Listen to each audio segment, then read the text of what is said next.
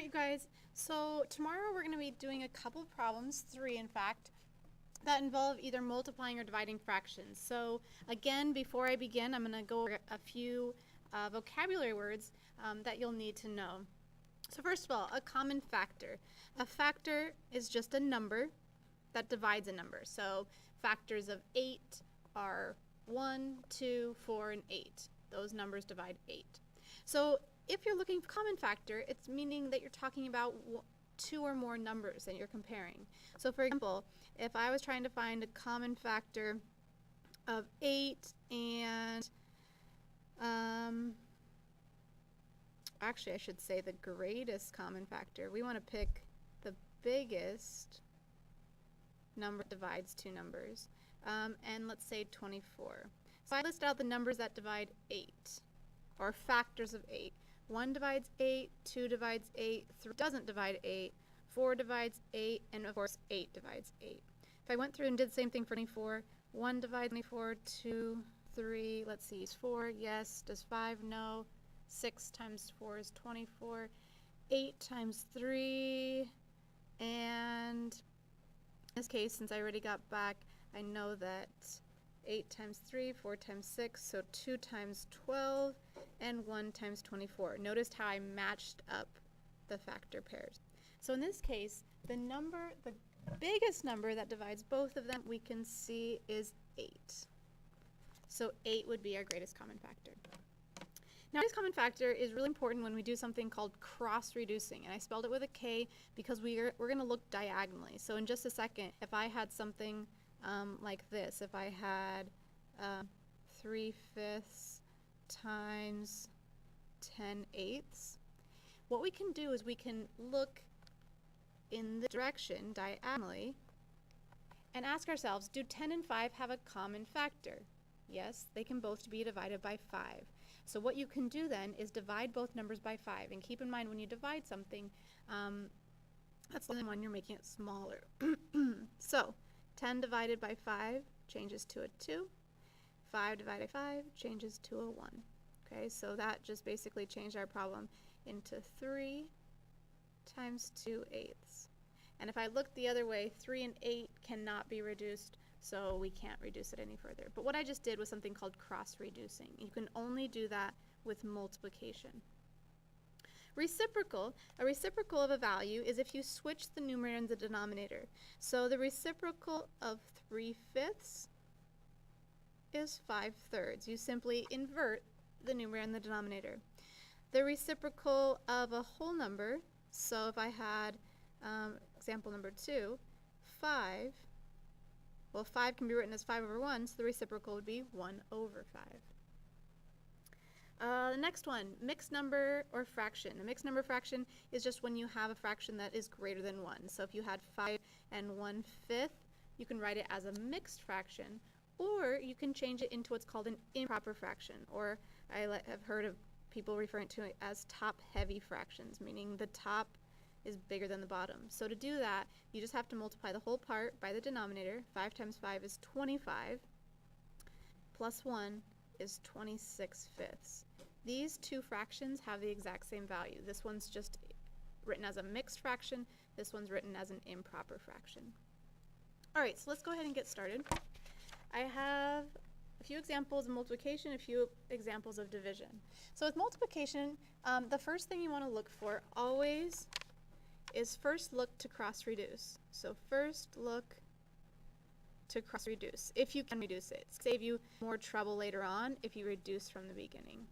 So in this case, yes, sure enough, I see 3 and 9. They're diagonal from each other, and I'm multiplying. Remember, we can only cross-reduce multiplication.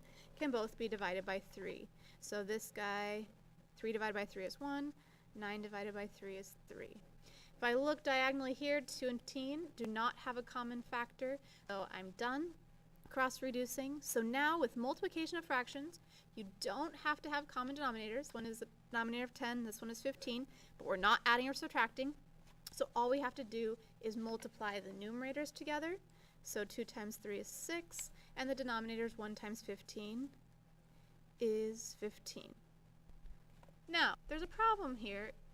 Well, not problem, but I can still reduce this answer because 6 and 15 have a common factor. And if we think back to our times tables, we see that they're both divisible by 3. So that reduces further to 2/5.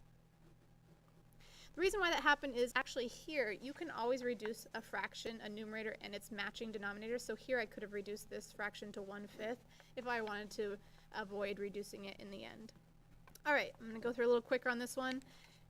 Okay, no common factor there. No common factor there. 5/8 can't be reduced. Oh, but 3 and 6, you can reduce 3/6 to 1/2 because they can both be divided by 3. There.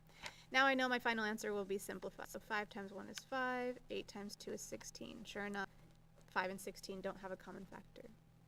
Now, when you're dealing with fractions and all of a sudden you encounter, oh, this one's a mixed number, what you want to do is you actually want to change this into an improper fraction. So what I'm going to do here is I'm going to rewrite 5 and 1/3. 5 times 3 is 15 plus 1 is 16/3. And now I can get ready to multiply. When you multiply, you can only have single numerators and denominators. You can't have mixed fractions. So let's go ahead and see if we can cross reduce. No. Oops, sorry. Yes, 6 and 16 are both even. So we can divide them by 2. So 16 divided by 2 is 8. Now let me look at my individual fractions. 8/3 can't be simplified. 2/3 can't be simplified. So I'm going to go ahead and multiply. 8 times 2 is 16. 3 times 3 is 9. All right. There's multiplication for you. So first cross reduce, and then you multiply straight across.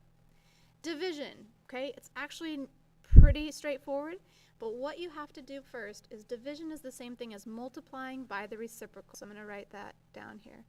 Division is multiplying by reciprocal. So I'm going to rewrite this problem as a multiplication problem. So 2/3 divided by 9/15. By this definition, it says that this is the same thing as 2/3. Instead of multiply, it's divided, or sorry, instead of divided, it's going to be changed to multiplying by the reciprocal. So I'm going to multiply by the reciprocal of this number. So in this case, 15/9. Let's see if we can cross reduce. Sure enough, 3 and 15. Since now we're multiplying, you guys, we can go back to cross reducing. You can't cross reduce with division, so I couldn't reduce the 3 and the 9 here. I'd have to first get it to multiplication. So 15 divided by 3 is 5.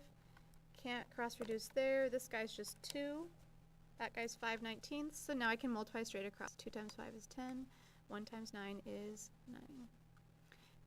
And I'm fine with giving your answers as improper fractions if the top is bigger than the bottom, unless it's like a word problem and they're asking you how much flour or how many ingredients. All right, next problem. Whoa, looks crazy, but keep in mind this is just 5/8 divided by 1/2. So again, I'm going to rewrite this in terms of multiplication. So this is the same thing as 5/8. Leave the first fraction alone, or the first number, and I'm going to multiply by the reciprocal of 1/2. So if I flipped 1/2, the reciprocal of 1/2 is just 2, or you can write it as 2/1. Now we're multiplying, so sure enough, we can cross reduce. Both of them are divisible by 2. Multiply straight across. 5 times 1, 4 times 1. All right, last problem. All right, so we're dividing. Again, this is a problem similar to number 3. We've got to change this guy first into, it's actually the same numbers, into a improper fraction.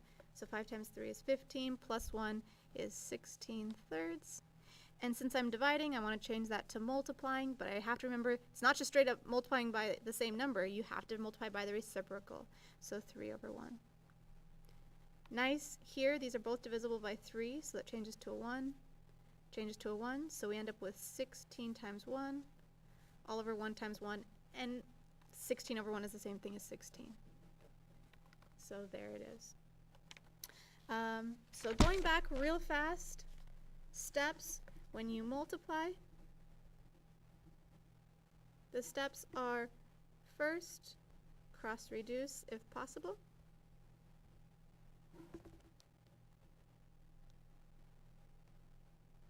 Second, multiply across.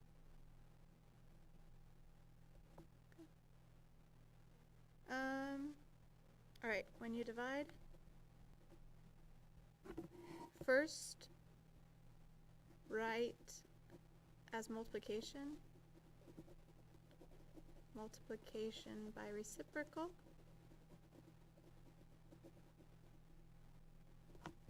and then second, cross reduce if possible. Basically, you just follow the same steps for multiplication.